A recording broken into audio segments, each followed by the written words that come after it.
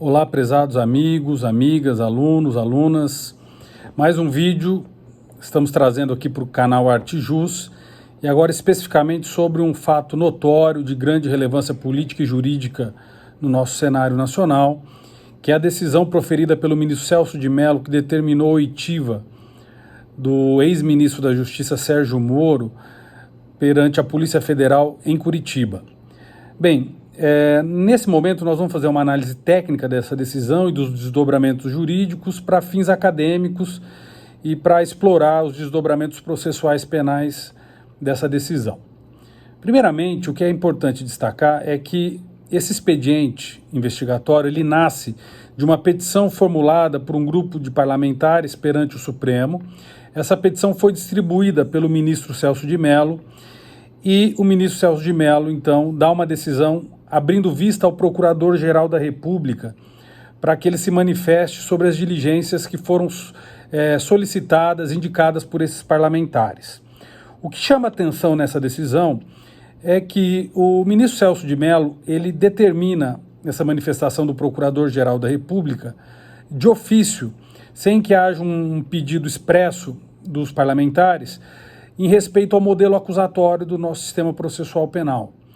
E coloca alguns precedentes importantes e destaca, de forma bem fundamentada, que o artigo 129, inciso 1º, coloca nas mãos do Ministério Público a prerrogativa de impulsionar investigações e de deliberar de maneira clara sobre inquéritos que estão em andamento, como foi feito no caso específico. E também decide o ministro Celso de Mello, determinando a oitiva do ministro Sérgio Moro, que também figura como investigado nesse pedido, nessa petição, junto com o presidente Jair Bolsonaro.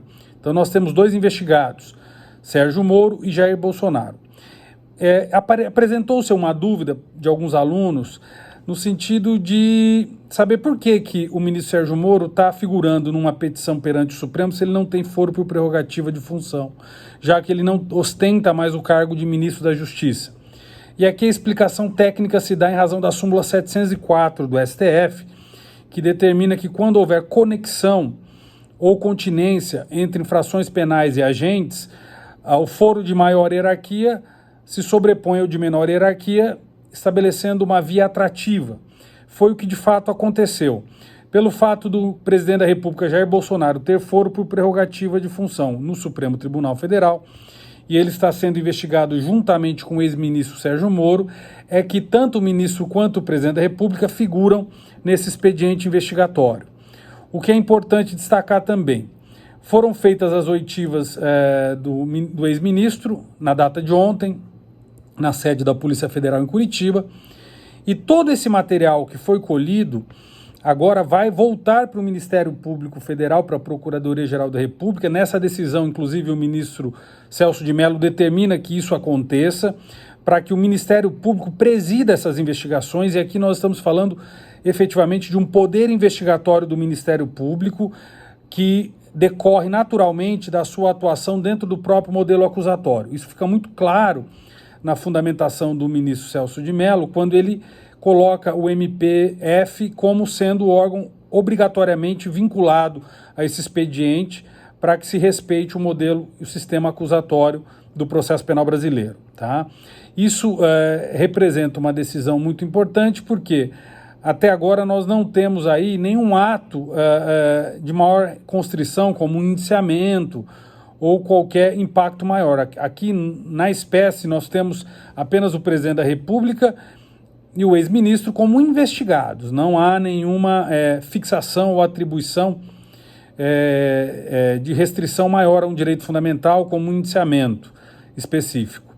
Portanto, nós temos aí alguns desses desdobramentos que são fundamentais e cabe agora a todos nós, a comunidade jurídica, continuar acompanhando os desdobramentos e as próximas diligências que vão ser pleiteadas pelo Ministério Público Federal, que agora recebe vistas abertas com as informações apresentadas pelo ex-ministro, inclusive com alguns dados que sugerem novos mecanismos e caminhos a serem seguidos para elucidar mais esses fatos. Pelo que se sabe, que já foi esclarecido perante a imprensa, O ex-ministro Sérgio Moro, inclusive, não só deu várias informações, como submeteu o seu celular para perícia e também apontou algumas linhas de investigação que podem ser desenvolvidas pelo Ministério Público Federal. Portanto, nos cabe, então, acompanhar os desdobramentos desse expediente tão famoso e polêmico que chama a atenção de toda a comunidade jurídica e também do mundo político no Brasil.